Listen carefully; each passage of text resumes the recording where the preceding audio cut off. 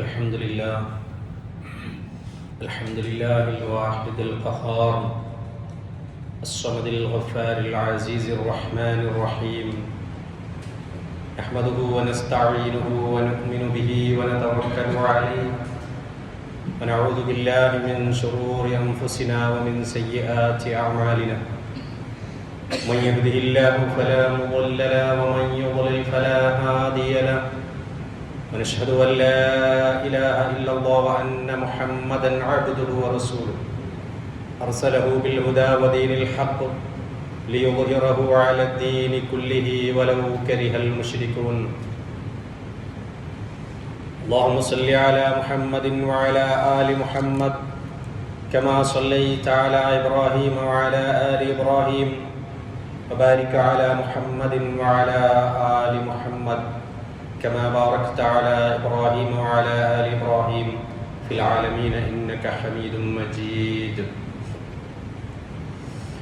أعوذ بالله من الشيطان الرجيم بسم الله الرحمن الرحيم يا أيها الناس اتقوا ربكم الذي خلقكم من نفس واحدة وخلق منها زوجها وبث منهما رجالا كثيرا ونساء واتقوا الله الذي تساءلون به والأرحام إن الله كان عليكم رقيبا صدق الله مولانا العلي العظيم أيها الناس أوصيكم وإياي بتقوى الله ബഹുമാന്യരായ സത്യവിശ്വാസിനികളെ പ്രിയപ്പെട്ട ജ്യേഷ്ഠാനുജ സുഹൃത്തുക്കളെ, അള്ളാഹുവിനെ സൂക്ഷിച്ച് ജീവിക്കണമെന്ന് എൻ്റെ സ്വന്തത്തോടും എൻ്റെ പ്രിയപ്പെട്ട സഹോദരന്മാരോടും ഞാൻ ആവശ്യപ്പെടുകയാണ്. അള്ളാഹു അവനെ സൂക്ഷിച്ചുകൊണ്ട് ജീവിക്കുവാനുള്ള തൗഫീഖ് നമുക്ക് നൽകി അനുഗ്രഹിക്കുമാറാവട്ടെ. മനുഷ്യൻ്റെ ഉത്ഭവത്തെ സംബന്ധിച്ചും അവൻ്റെ വ്യാപനത്തെക്കുറിച്ചും പരിശുദ്ധ ഖുർആൻ സൂറത്തുൻ നിസാഇൽ അല്ലാഹു പറയുന്നത്, ഹേ മനുഷ്യരെ, യാ അയ്യുഹന്നാസ്, ഹേ മനുഷ്യരെ, ഇത്തഖു റബ്ബക്കും, നിങ്ങളുടെ രക്ഷിതാവിനെ നിങ്ങൾ സൂക്ഷിക്കുക. അല്ലദീ ഖലഖക്കും, അവനാണ് നിങ്ങളെ സൃഷ്ടിച്ചത്. മിൻ നഫ്സിൻ വാഹിദ, ഒരു ശരീരത്തിൽ നിന്ന്, അഥവാ ആദം അലൈഹിസ്സലാത്തു വസ്സലാമിൽ നിന്ന്. വഖലഖ മിൻഹാ സൗജഹ, ആദമിൽ നിന്ന് ആദമിൻ്റെ ഇണയെ അല്ലാഹു സുബ്ഹാനഹു വ തആല സൃഷ്ടിച്ചു. അതും ആദം നബി അലൈഹിസ്സലാത്തു വസ്സലാമിൻ്റെ ശരീരത്തിൽ നിന്നാണ് എന്നാണ് മുഫസ്സിറുകൾ പറയുന്നത്. അത് വാരിയലിൽ നിന്നാണെന്നൊക്കെ അഭിപ്രായമുണ്ട്. അപ്പോൾ ആദം നബി അലൈഹിസ്സലാത്തു വസ്സലാമിൻ്റെയും ഹവ്വ ബീവി റളിയല്ലാഹു അൻഹായുടെയും സൃഷ്ടിപ്പ് അത് അത്ഭുതകരമായ രീതിയിൽ അള്ളാഹു പ്രത്യേകമായി സംവിധാനിച്ച സൃഷ്ടിപ്പാണ്. എന്നിട്ടോ വബത്ഥ മിൻഹുമാ റിജാലൻ കസീറൻ വനിസാഅ, ആദം ഹവ്വയിൽ നിന്ന് അല്ലാഹു സുബ്ഹാനഹു വ തആല ധാരാളം സ്ത്രീകളെയും പുരുഷന്മാരെയും സമൂഹത്തിൽ വ്യാപിപ്പിച്ചു എന്ന് പറഞ്ഞാൽ, പിന്നീട് അവിടെ നിന്ന് അങ്ങോട്ട് സൗജൻ എന്ന് പറഞ്ഞതിലൂടെ, ഇണയെ സൃഷ്ടിച്ചു എന്ന് പറഞ്ഞതിലൂടെ, ഇനി അങ്ങോട്ട് പടച്ച തമ്പുരാൻ ആദമിനെയോ ഹവ്വയെയോ സൃഷ്ടിച്ചതുപോലെയുള്ള സൃഷ്ടിപ്പുകളല്ല, മറിച്ച് പിന്നെ മാനവരാശിയുടെ വംശവർദ്ധനമുണ്ടായത് അത് ഇണചേരലിലൂടെയാണ്. അതാണ് സൗജ്, അസ്വാജ്. ഫബത്ഥ മിൻഹുമാ റിജാലൻ കസീറൻ വനിസാഅ, ആ ഇണചേരലിലൂടെയാണ് ആണുങ്ങളെയും പെണ്ണുങ്ങളെയും അഥവാ മനുഷ്യവംശത്തെ ഈ ഭൂമിയിൽ അല്ലാഹു സുബ്ഹാനഹു വ തആല വ്യാപിപ്പിച്ചത്. മനുഷ്യന്റെ ഉത്ഭവവും അവന്റെ വ്യാപനവും, അത് ഉത്ഭവം അത്ഭുതകരമായ രീതിയിൽ മഹാനായ ആദം നബി അലൈഹിസ്സലാത്തു വസ്സലാം, നമ്മുടെ വന്യപിതാവ്, നമ്മുടെ പ്രിയപ്പെട്ട വന്യമാതാവ് ഹവ്വ റളിയല്ലാഹു അൻഹയിലൂടെയുമാണ് എങ്കിൽ, പിന്നീട് പടച്ച തമ്പുരാൻ ഈ ഭൂമിയിലെ മനുഷ്യ വംശത്തിന്റെ വ്യാപനത്തിന് വേണ്ടി നിർണയിച്ചു വെച്ചതാണ് ഇണചേരൽ എന്നുള്ളത്. അതുകൊണ്ട് അത് അങ്ങനെ പടച്ച തമ്പുരാൻ ഒരു ദൃഷ്ടാന്തം എന്ന നിലയിൽ നിങ്ങളെ അല്ലാഹു ഭൂമിയിൽ വ്യാപിച്ചു. അതുകൊണ്ട് വത്തഖുല്ലാഹല്ലദീ തസാഅലൂന ബിഹി വൽ അർഹാം, ഏതൊരു റബ്ബിന്റെ പേര് വെച്ചുകൊണ്ടാണോ നിങ്ങൾ പരസ്പരം അങ്ങോട്ടും ഇങ്ങോട്ടും ചോദിക്കുന്നത് എങ്കിൽ ആ റബ്ബിനെ നിങ്ങൾ സൂക്ഷിക്കുക. വൽ അർഹാം, കുടുംബ ബന്ധങ്ങളെയും. ഈ ഇണചേരലിലൂടെയും ഈ വ്യാപനത്തിലൂടെയുമാണ് നിങ്ങൾക്കിടയിൽ കുടുംബ സംവിധാനം ഉണ്ടാകുന്നത്. ആ കുടുംബ സംവിധാനത്തിലൂടെയാണ് നിങ്ങൾക്കിടയിൽ സമൂഹ സൃഷ്ടി ഉണ്ടാകുന്നത്. അപ്പോൾ ആ റബ്ബിനെ നിങ്ങൾ സൂക്ഷിക്കുക. ഇന്നല്ലാഹ കാന അലൈക്കും റഖീബ, തീർച്ചയായിട്ടും അല്ലാഹു സുബ്ഹാനഹു വ തആല നിങ്ങളെ സൂക്ഷ്മമായി നിരീക്ഷിച്ചു കൊണ്ടിരിക്കുന്നവനാണ്. പ്രിയമുള്ള സഹോദരന്മാരെ, സൂറത്തുൻ നിസായിലെ ആദ്യത്തെ ആയത്താണ്. പരിശുദ്ധ ഖുർആനിൽ 2 സൂറത്തുകളാണ് യാ അയ്യുഹന്നാസ് എന്ന് വിളിച്ചുകൊണ്ട് തുടങ്ങിയിട്ടുള്ളത്. യാ അയ്യുഹന്നാസ് എന്ന് വിളിച്ചുകൊണ്ടുള്ള ആയത്തുകൾ വേറെയും ധാരാളമുണ്ട്. പക്ഷേ യാ അയ്യുഹന്നാസ് എന്ന് വിളിച്ചുകൊണ്ട് ഒരു സൂറത്ത് തുടങ്ങുന്നത് അത് ഒരു സൂറത്ത് സൂറത്തുൻ നിസാഉം മറ്റൊരു സൂറത്ത് സൂറത്തുൽ ഹജ്ജുമാണ്. ഈ സൂറത്തിൽ പറയുന്നത് മനുഷ്യന്റെ ഉത്ഭവത്തെ സംബന്ധിച്ചും വ്യാപനത്തെക്കുറിച്ചുമാണ് എങ്കിൽ പിന്നെ മനുഷ്യന്റെ ഒടുക്കത്തെക്കുറിച്ചാണ്, അവസാനത്തെക്കുറിച്ചാണ് സൂറത്തുൽ ഹജ്ജിൽ, ഖിയാമത്തിനെ സംബന്ധിച്ചാണ് സൂറത്തുൽ ഹജ്ജിൽ പറയുന്നത്. ഒന്ന് തുടക്കവും ഒന്ന് അവസാനവും. ഇവിടെ സമൂഹത്തിലെ ഏറ്റവും വലിയ അള്ളാഹുവിന്റെ ദൃഷ്ടാന്തമായിട്ട് അവൻ അസ്വാജുകളെ, ഇണകളാക്കി നിങ്ങളെ ഈ ഭൂമിയിലേക്ക് നിയമിച്ചു എന്ന് പറയുന്നുണ്ടല്ലോ. അത് സൂറത്തുർ റൂമിലെ 21-ാമത്തെ ആയത്തിലും അള്ളാഹു പറയുന്നുണ്ട്. ومن آياته أن خلق لكم من أنفسكم أزواجا لتسكنوا إليها وجعل بينكم مودة ورحمة. അവിടെ പറയുന്നത് അള്ളാഹുവിന്റെ ദൃഷ്ടാന്തങ്ങളിൽപ്പെട്ടതാണ് നിങ്ങളുടെ ഇണകളായിട്ട് അള്ളാഹു സുബ്ഹാനഹു വ തആല സൃഷ്ടിച്ചത് എന്നുള്ളതാണ്.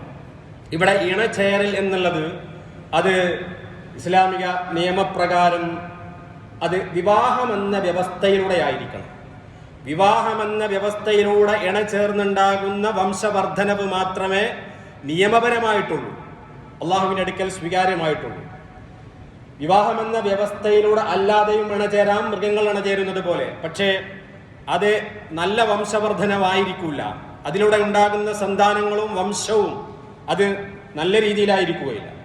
അത് ഏത് സമൂഹത്തിലാണെങ്കിലും, പ്രവാചക തിരുമേനി സല്ലല്ലാഹു അലൈഹി വസല്ലമയുടെ ഉമ്മത്തിലാണെങ്കിലും അല്ലാത്ത സമൂഹങ്ങളിലും സമുദായങ്ങളിലുമാണ് എങ്കിലും അവർക്കിടയിലുള്ള വ്യവസ്ഥാപിതമായ വിവാഹത്തിലൂടെ മാത്രമേ ഇണചേരാൻ പാടുള്ളൂ. അവർക്കിടയിലുള്ള വ്യവസ്ഥാപിതമായ വിവാഹ സംവിധാനങ്ങളിലൂടെ, നിയമപരമായിട്ടുള്ള വിവാഹ സംവിധാനങ്ങളിലൂടെ മാത്രമേ ഇണചേരാൻ പാടുള്ളൂ. അതിനപ്പുറമുള്ള ലിവിങ് ടുഗദർ പോലെയുള്ള സംവിധാനങ്ങൾ അതിലൂടെ ഉണ്ടാകുന്നത് ശരിയായ വംശമായിരിക്കില്ല. നന്നായിട്ട് എൻ്റെ പ്രിയപ്പെട്ട യുവാക്കൾ മനസ്സിലാക്കണം, പുതിയ തലമുറ മനസ്സിലാക്കണം. ജീവിച്ചാൽ പോരെ, ഒരുമിച്ചു ഇണചേർന്ന് ജീവിച്ചാൽ പോരാ. ലിവിങ് ടുഗദറിലൂടെ ഉണ്ടാകുന്ന സന്താനങ്ങൾ ജാരസന്തതികളാണ്, അത് വ്യഭിചാരമാണ്. എന്നാൽ നിക്കാഹ് എന്ന വ്യവസ്ഥയിലൂടെ ഉണ്ടാകുന്ന സന്താനങ്ങൾ അത് നന്മ നിറഞ്ഞ സന്താനങ്ങളായിരിക്കും. അതാണ് വ്യവസ്ഥിതിയോട് ഏറ്റവും കൂടുതൽ യോജിച്ചത് എന്ന് നമ്മൾ മനസ്സിലാക്കണം. ഇണചേരുന്നതിൻ്റെ ലക്ഷ്യമായി പരിശുദ്ധ ഇസ്ലാം ചില കാര്യങ്ങൾ, പല ലക്ഷ്യങ്ങളും പറയുന്നുണ്ട്. അതിൽ പ്രധാനമായിട്ട് പറയുന്ന ഒന്നാണ് സന്താന ഉൽപാദനം എന്നുള്ളത്. നല്ല മക്കളുണ്ടാവുക, ഒരു കുടുംബത്തിൽ നല്ല മക്കളുണ്ടാവുക, ആ മക്കളാണ് പിന്നെ സമൂഹത്തിലേക്ക് വ്യാപിക്കുക. നല്ല സമൂഹം ഉണ്ടാകൽ അങ്ങനെയാണ്, നല്ല കുടുംബം ഉണ്ടാകുക, നല്ല സമുദായം, നല്ല സമൂഹം. അപ്പൊ സന്താനോൽപാദനം എന്നുള്ളതാണ്, അഥവാ നല്ല സാമൂഹ്യ സൃഷ്ടിക്ക് നല്ല സന്താനോൽപാദനം ഉണ്ടാകണം എന്നുള്ളതാണ് നിയമം. ഒന്ന് അതാണ്. രണ്ടാമതൊന്ന് ധാർമ്മികമായ സംരക്ഷണമാണ് ഇണചേരലിലൂടെ ലക്ഷ്യമാക്കുന്നത്. എന്ന് പറഞ്ഞാൽ നമ്മുടെ അല്ലാഹു സുബ്ഹാനഹു വ തആല നമുക്ക് വിവാഹത്തിലൂടെ അല്ലാതെ ഇണചേരൽ അനുവദിച്ചിട്ടില്ല.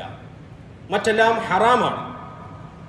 മറ്റുള്ള തരത്തിലുള്ള ഇണചേരലിനെ സംബന്ധിച്ച് വ്യഭിചാരം എന്നാണ്, സിന എന്നാണ്. അത് ആണെങ്കിലോ വൻ പാപമാണ്, കുറ്റമാണ്. അതിലേക്ക് നിങ്ങൾ അടുത്തു പോകരുത്. അത് നിങ്ങളുടെ ഭൗതികമായ നാശത്തിനും പരലോകത്തിന്റെ നാശത്തിനും ഇടയാകുമെന്ന് അല്ലാഹു സുബ്ഹാനഹു വ തആല വളരെ കൃത്യമായി പരിശുദ്ധ ഖുർആനിൽ നമ്മെ ബോധ്യപ്പെടുത്തിയിട്ടുണ്ട്.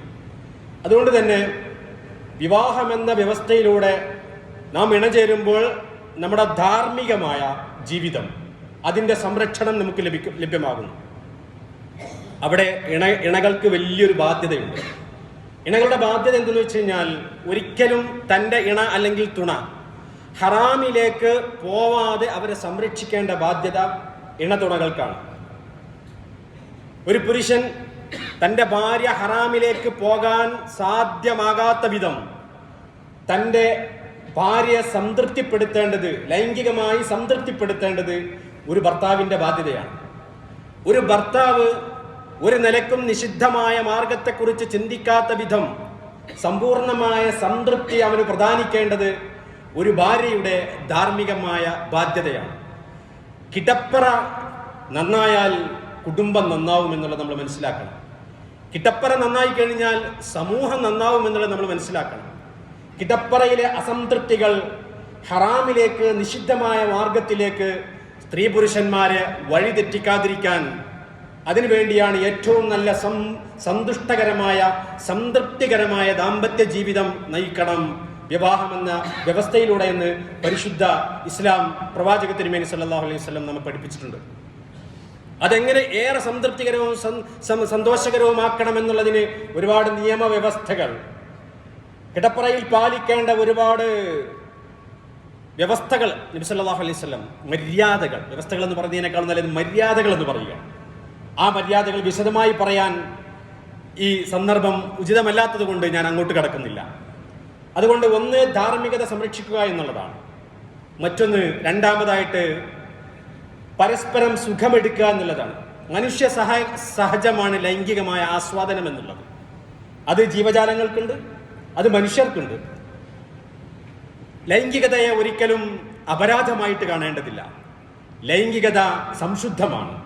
പക്ഷേ അത് വിവാഹമെന്ന വ്യവസ്ഥയിലൂടെ ആയിരിക്കണം എന്ന് മാത്രമാണ്. അത് പരിശുദ്ധമാണ്, അത് പ്രതിഫലാർഹമാണ്. നബി സല്ലല്ലാഹു അലൈഹി വസല്ലമ ഒരു ഹദീസിലൂടെ പഠിപ്പിക്കുന്നത്, തിരുനബി സല്ലല്ലാഹു അലൈഹി വസല്ലം പറഞ്ഞു, നബി സ്വതക്കയെ സംബന്ധിച്ച് ഇങ്ങനെ വിശദീകരിച്ചു കൊടുക്കുകയാണ്. നബി സല്ലല്ലാഹു അലൈഹി വസല്ലമ ഓരോ കാര്യങ്ങളും, പൈസ കൊടുക്കൽ മാത്രമല്ല, നിങ്ങൾ തസ്ബീഹും തഹ്ലീലും തഹ്മീദും ഒക്കെ സദഖയാണെന്ന് പറഞ്ഞു കൊടുക്കണം. അതിനിടയ്ക്ക് റസൂൽ കരീം സല്ലല്ലാഹു അലൈഹി വസല്ലം പറഞ്ഞു, ഫീ ബുളൈ അഹദികും സദഖ, നിങ്ങൾ പരസ്പരം ഇണ ചേരുന്നതും സദഖയാണ്. നിങ്ങൾ പരസ്പരം ഇണ ചേരുന്നതും സദഖയാണ്, പ്രതിഫലാർഹമാണ് എന്ന് റസൂൽ കരീം സല്ലല്ലാഹു അലൈഹി വസല്ലം പറഞ്ഞപ്പോൾ സ്വഹാബത്ത് ചോദിച്ചു, അല്ല നബിയെ, ഞങ്ങൾ ഓരോരുത്തരോടും അവരുടെ വികാര ശമനത്തിന് വേണ്ടി പരസ്പരം ഇണ ചേരുന്നത് എങ്ങനെയാണ് ഞങ്ങൾക്ക് പ്രതിഫലാർഹമാവുക? അത് സ്വാഭാവികമായിട്ടും ദാഹിച്ചാൽ വെള്ളം കുടിക്കും, വിശന്നാൽ ഭക്ഷണം കഴിക്കും, ലൈംഗികദാഹം ഉണ്ടായിക്കഴിഞ്ഞാൽ അത് ഇണചേരും.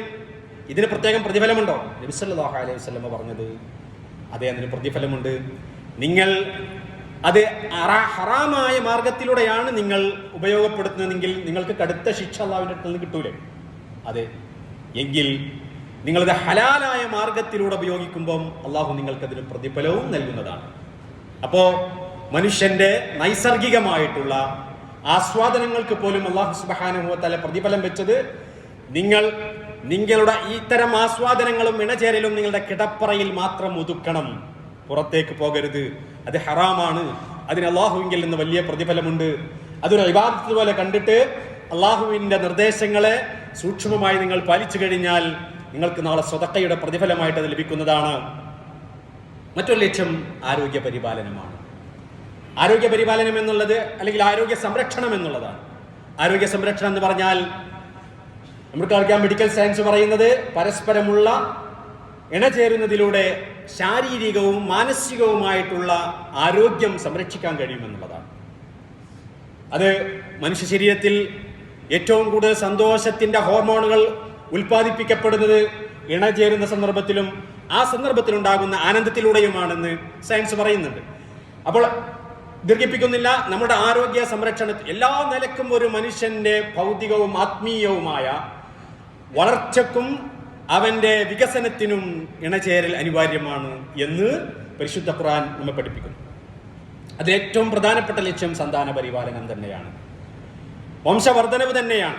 മറ്റുള്ള ഞാൻ പറഞ്ഞ 4 ലക്ഷ്യങ്ങളിൽ 3 വ്യക്തിപരമാണ്, അവനവന്റെ വ്യക്തിയിലേക്ക് കുടുംബത്തിലേക്ക് ഒതുങ്ങും. എന്നാൽ സന്താന പരിപാലനം എന്നുള്ളത്, നല്ല സന്താനങ്ങളും നല്ല വ്യക്തികളുണ്ടാകുമ്പോൾ അത് സമൂഹത്തിന് മുഴുവൻ ഗുണം ചെയ്യും. അപ്പൊ അത് സാമൂഹികമാണ്, സാമുദായികമാണ്. നബി സല്ലല്ലാഹു അലൈഹി വസല്ലമ സന്താനങ്ങൾ കൂടുതൽ നിങ്ങൾ ഉണ്ടാക്കണം എന്ന് പറയുന്ന ഹദീസ് നമുക്ക് കാണാൻ പറ്റുന്നതാണ്. തസവ്വജു അൽ വജൂദ് അൽ വലൂദ്, നിങ്ങൾ നല്ല സ്നേഹമുള്ള സ്ത്രീകളെ വിവാഹം കഴിക്കുക. അൽ വലൂദ്, നന്നായിട്ട് പ്രസവിക്കുന്നവരെയും നിങ്ങൾ വിവാഹം കഴിക്കുക എന്നുള്ളതാണ്. അൽ വലൂദ്, നന്നായിട്ട് പ്രസവിക്കുന്നവർ. അത് വളരെ അടിവരയിട്ടുകൊണ്ട് നമ്മൾ മനസ്സിലാക്കേണ്ട ഒരു സംഗതിയാണ്. നബി സല്ലല്ലാഹു അലൈഹി വസല്ലം ജനനം നടക്കണം സമൂഹത്തിൽ എന്നാണ്, സന്താനങ്ങൾ ധാരാളമായിട്ട് ഉണ്ടാവണം എന്നുള്ളത് നബി സല്ലല്ലാഹു അലൈഹി വസല്ലമയുടെ അധ്യാപനം. തിരുനബി സല്ലല്ലാഹു അലൈഹി വസല്ലം അതിന് ഒരു കാരണം കൂടി പറഞ്ഞു. ഫഇന്നി മുകാതിറും ബിക്കും അൽ ഉമം, ഞാൻ നിങ്ങളുടെ കാര്യത്തിൽ പെരുമ നടിക്കണം എനിക്ക് നാളെ അന്ത്യനാളിൽ.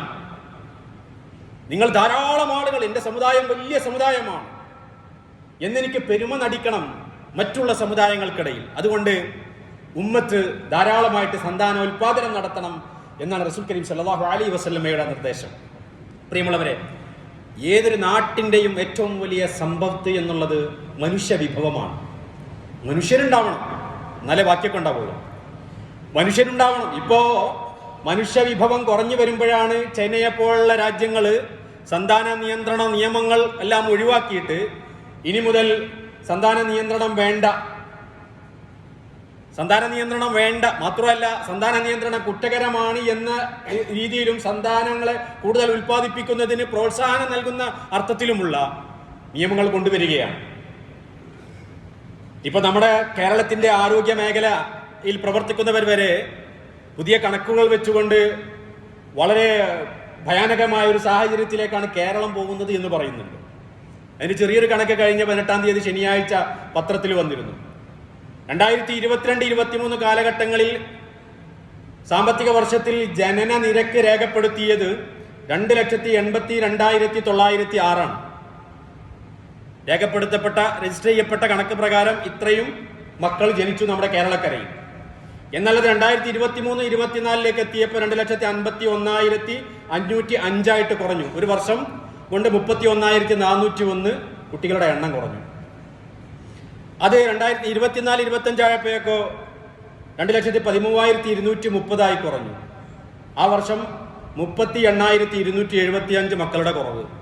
ടോട്ടൽ 2 വർഷത്തെ കുറവ് 69,676. 70,000-ഓളം കുട്ടികൾ 2 വർഷം കൊണ്ട് ഉൽപാദനം കുറഞ്ഞു എന്നുള്ളതാണ്. ലോകത്ത് ജനസംഖ്യ ഇടിയുന്നു. കേരളത്തിൽ ജനസംഖ്യ ഇടിയാൻ പോകുന്നു. മനുഷ്യ വിഭവങ്ങളുടെ കമ്മി അത് മനുഷ്യർ അനുഭവിക്കുന്ന ഏറ്റവും വലിയ പ്രത്യാഘാതമായിരിക്കും. നേരത്തെ നമ്മൾ പറഞ്ഞിരുന്നത് എന്താ അറിയോ? ദാരിദ്ര്യത്തിന് കാരണമാകുന്നത് ആളുകളുടെ വർധനവാണ് എന്നാണ്. പക്ഷെ അത് ഇപ്പോൾ തിരുത്തിയിരിക്കുകയാണ്. അത് സ്വാഭാവികമായി നമുക്ക് തന്നെ ചിന്തിച്ചാൽ കിട്ടും. 1930-കളിൽ ലോക ജനസംഖ്യ 200 കോടിയായിരുന്നു. ഇന്ന് ജനസംഖ്യ എത്തി നിൽക്കുന്നത് 700 കോടിയാണ്. അന്നാണോ പട്ടിണി കൂടുതൽ? ഇന്നാണോ പട്ടിണി കൂടുതൽ? ആളോഹരി വരുമാനം ഇന്നാണ് കൂടുതൽ. ജനങ്ങളുടെ ജീവിത സൗകര്യങ്ങൾ ഇന്നാണ് വർദ്ധിച്ചിട്ടുള്ളത്. അപ്പോൾ ആളെണ്ണം കൂടുന്തോറും ദാരിദ്ര്യം കൂടുമെന്നുള്ള കണക്ക് അത് ശരിയല്ല എന്നുള്ളതാണ് നമുക്ക് മനസ്സിലാക്കി തരുന്നത്.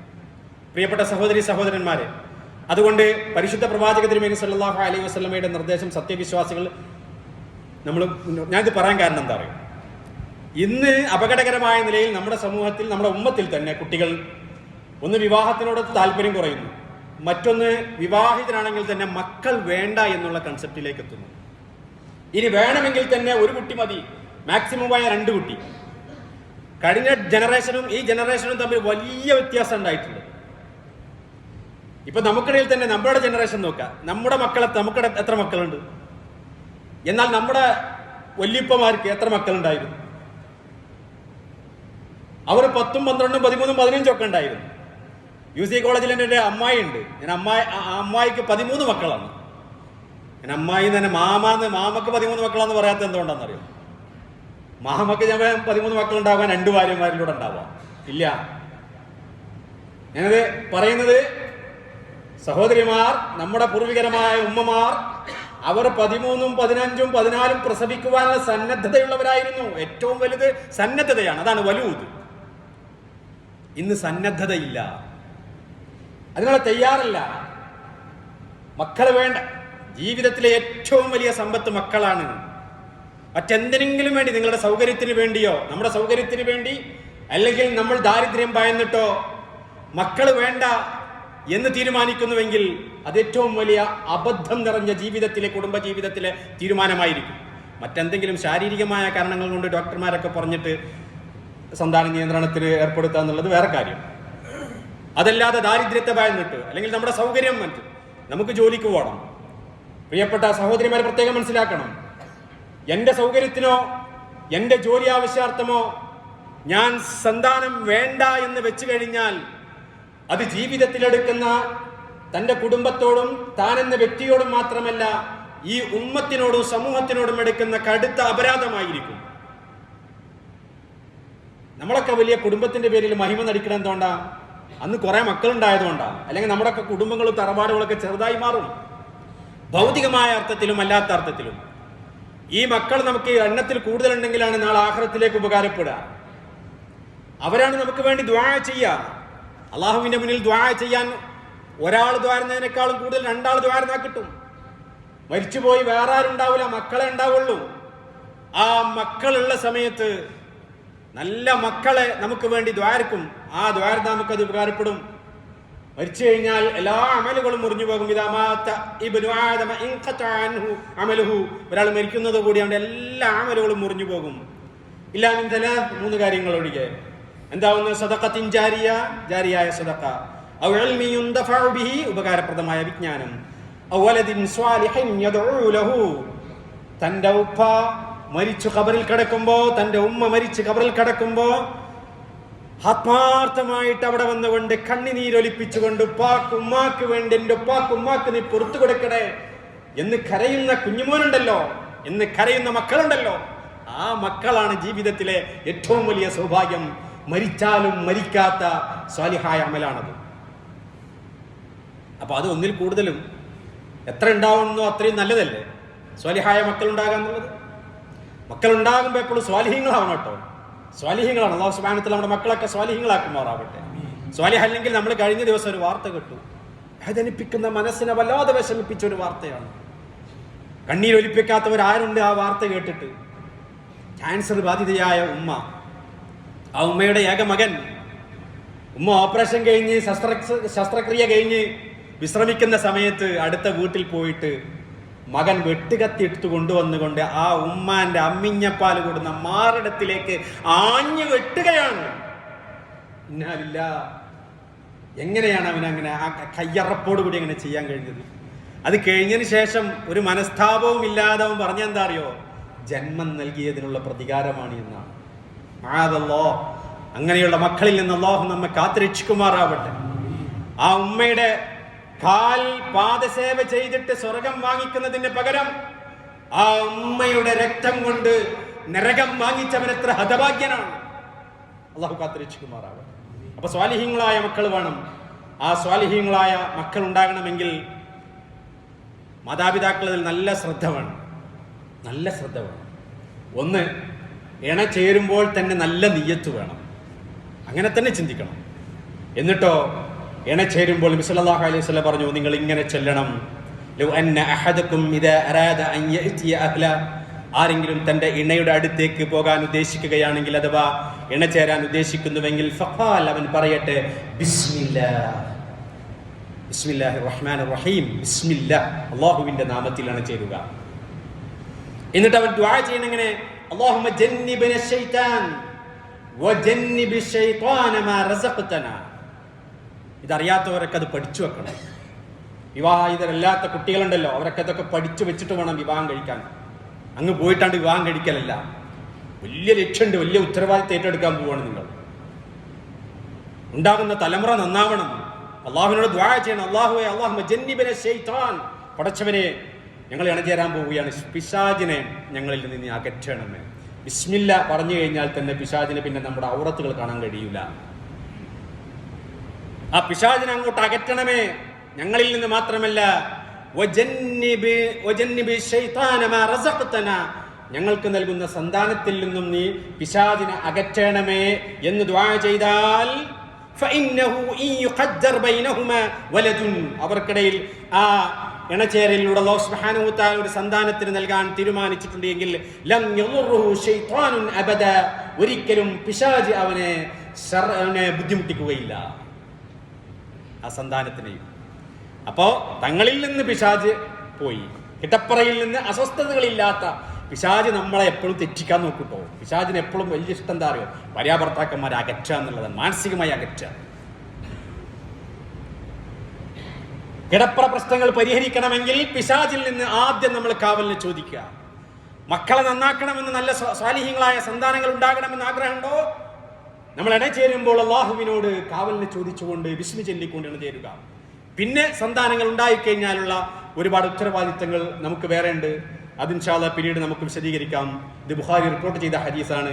അതുകൊണ്ട് ജീവിതത്തിൽ, കുടുംബജീവിതത്തിലും സാമൂഹിക ജീവിതത്തിലും എല്ലാമുള്ള ഉത്തരവാദിത്തങ്ങൾ ഭംഗിയായി നിർവഹിക്കാൻ, അതെന്തെന്ന് മനസ്സിലാക്കി, അതെന്തെന്ന് പഠിച്ച്, അതിൻ്റെ ഇസ്ലാമിക അധ്യാപനങ്ങൾ ഉൾക്കൊണ്ടുകൊണ്ട് ജീവിതം അള്ളാഹു തൃപ്തിപ്പെട്ട നിലയിൽ പാകപ്പെടുത്താൻ പടച്ച തമ്പുരാൻ നമുക്ക് തൗഫീഖ് നൽകി അനുഗ്രഹിക്കുമാറാവട്ടെ.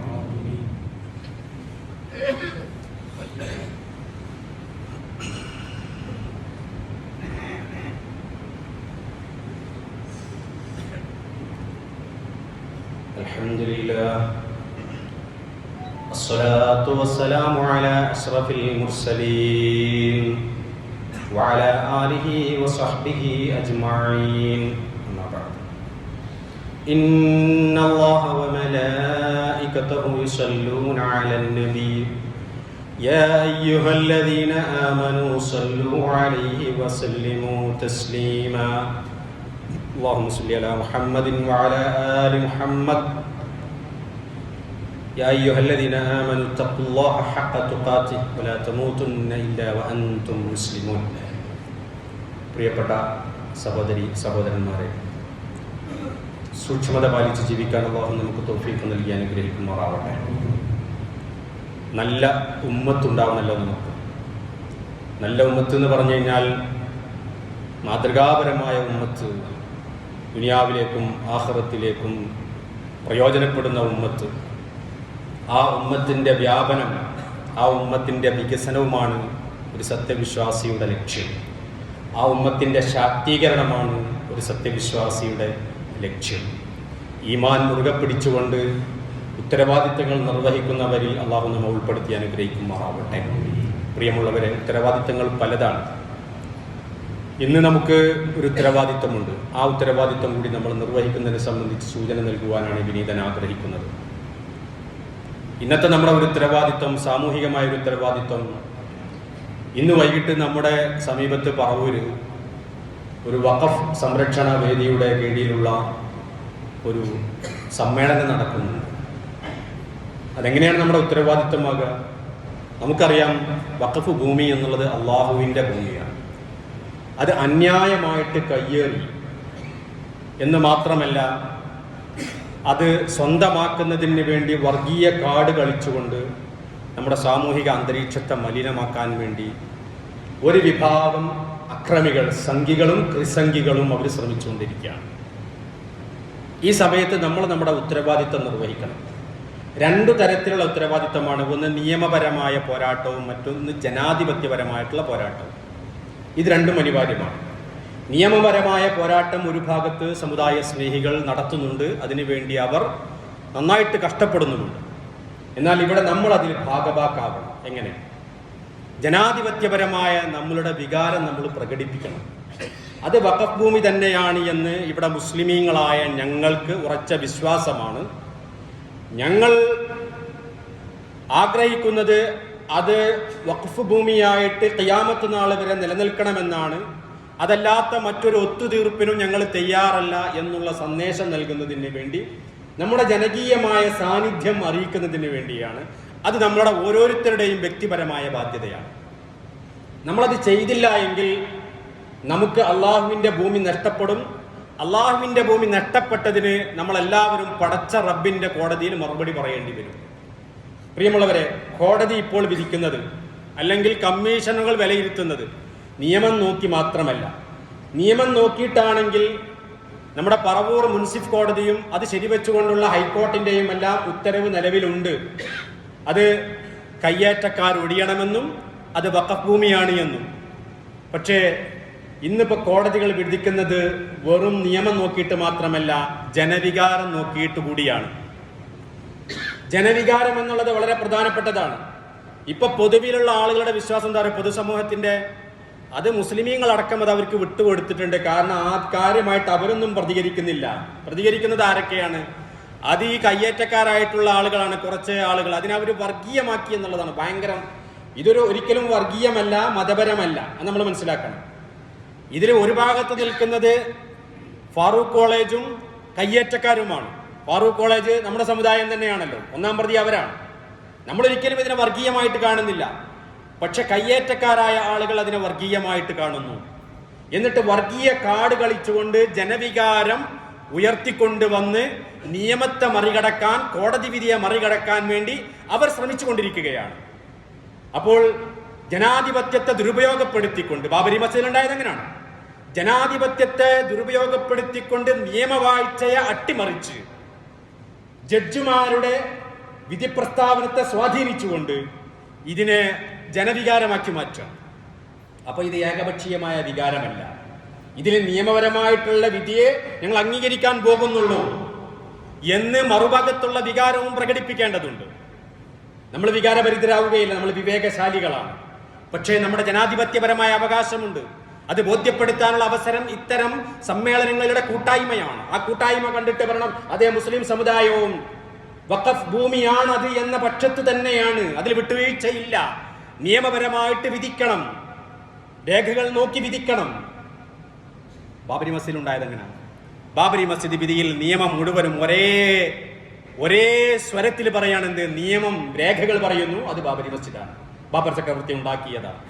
അവിടെ പള്ളി ഉണ്ടായിരുന്നു, പള്ളി പൊളിച്ചതാണ്. എല്ലാം അവസാനത്തെ വിധിയിൽ കോടതി അംഗീകരിക്കുന്നുണ്ട്, പറയുന്നുണ്ട്. അവസാനം എന്ത് പറഞ്ഞു? അവസാനം പറഞ്ഞു, ഇത് ജനവികാരം മാനിച്ചുകൊണ്ട്, പൊതുവികാരം മാനിച്ചുകൊണ്ട് ക്ഷേത്രത്തിന് വേണ്ടി വിട്ടുകൊടുക്കുന്നു. മുസ്ലിമീങ്ങൾക്ക് വേറൊരു സ്ഥലത്ത് ഭൂമി നൽകാം. എല്ലാ രേഖകളും നിനക്കലുകൂലം, നിന്റെ വീടാണ്, നിന്റെ സ്ഥലമാണെന്ന് അംഗീകരിച്ചു തരുന്നു. പക്ഷേ മറുഭാഗത്ത് കുറെ ആളുകളുണ്ട്, അവരുടെ മുഴുവൻ വികാരം നീയാണെങ്കിലോ, നിന്റെ കൂടെ ആരുമില്ല, നീ വർത്താനം പറഞ്ഞില്ല, ഒച്ചപ്പാടുണ്ടാക്കുന്നില്ല, അതുകൊണ്ട് നിനക്ക് വേണ്ട. മുസ്ലിം സമുദായം ബാബരി മസ്ജിദിന് വേണ്ടി കാര്യമായിട്ട് ഒച്ചപ്പാടുണ്ടാക്കിയിട്ടില്ല. അപ്പോൾ കോടതി മനസ്സിലാക്കുന്നത് വികാരം മുഴുവനും അപ്പുറഭാഗത്ത്. ഇവിടെ ഉള്ളവരൊക്കെ എന്താ? ഷണ്ഡീകരിക്കപ്പെട്ടവർ. ആ ഒരു ഗതികേട് മുനമ്പത്തിന് വരരുത്. ഷണ്ഡീകരിക്കപ്പെട്ട ഒരു ഉമ്മത്തായിട്ട് പടച്ച റബ്ബിന്റെ ഭൂമി നഷ്ടപ്പെടാൻ പാടില്ല. നമ്മുടെ സാന്നിധ്യം നമ്മൾ അറിയിച്ചു കൊടുത്തുകൊണ്ട് പറയണം, ഞങ്ങൾ ഈ പക്ഷത്ത് തന്നെയാണ്, നീതിയുടെ പക്ഷത്ത്, സത്യത്തിന്റെ പക്ഷത്ത്, നിയമത്തിന്റെ പക്ഷത്ത്. ഹൈക്കോർട്ടും മുൻസിഫ് കോടതിയും പിന്നീട് നിസാർ കമ്മീഷനും ഒക്കെ പറഞ്ഞ ശരിവെച്ച. ഇപ്പോഴത്തെ കമ്മീഷൻ എങ്ങോട്ടാ പോണെന്ന് ഞങ്ങൾ ഹിയറിങ്ങിന് പോയപ്പോൾ ഞങ്ങൾക്ക് മനസ്സിലായി. കമ്മീഷൻ പറയുന്നത് പ്രായോഗികമായ പരിഹാരമാണ്, നിയമപരമായ പരിഹാരമല്ല. പ്രായോഗികമായ പരിഹാരം എന്ന് പറഞ്ഞാൽ എന്താ അറിയാം? എന്താ? അവിടെ താമസിക്കുന്നവർക്ക് താമസം വേണം, താമസിക്കുന്നവർക്ക് താമസം വേണമെന്നാ പറയണത്. അതാ പ്രായോഗികമായ പരിഹാരം. പ്രായോഗികമായ പരിഹാരമല്ലല്ലോ ഒരു കോടതി, അത് ഗവൺമെന്റ് ഉണ്ടാക്കട്ടെ. കോടതി വിധിച്ചതിന് ശേഷം, കോടതി വഖഫ് ഭൂമിയാണ് എന്ന് വിധിച്ചതിന് ശേഷം അവിടെയുള്ള ആളുകളെ പാർപ്പിക്കലോ മറ്റോ ചെയ്യേണ്ടതൊക്കെ. മറ്റൊരു കാര്യം കൂടി നിങ്ങൾ മനസ്സിലാക്കണം കേട്ടോ. ഈ 400 ചില്ലാനം വഖഫ് ഭൂമിയിൽ ഒരു മസ്ജിദില്ല കേട്ടോ. ചർച്ചുണ്ട്, ക്ഷേത്രമുണ്ട്, ബാറുകളുണ്ട്, വിനോദ കേന്ദ്രങ്ങളുണ്ട്, സകല തിന്മകളുണ്ട്. പക്ഷെ ഒരു പള്ളിയില്ല സുജൂദ് ചെയ്യാൻ ഈ വഖഫ് ഭൂമിയിൽ.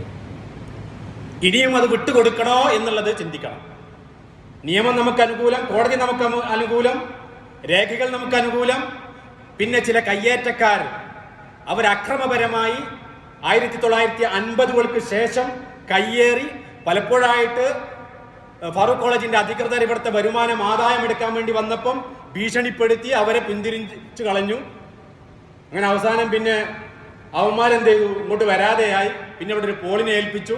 പോള് വളരെ സൗകര്യപൂർവ്വം 30 ആൾക്കാർക്ക് അതൊക്കെ കൂടി അങ്ങോട്ട് വീതം വെച്ചു കൊടുത്തു. വഖഫ് ഭൂമി അങ്ങനെ അങ്ങോട്ട് അപ്രത്യക്ഷമായി.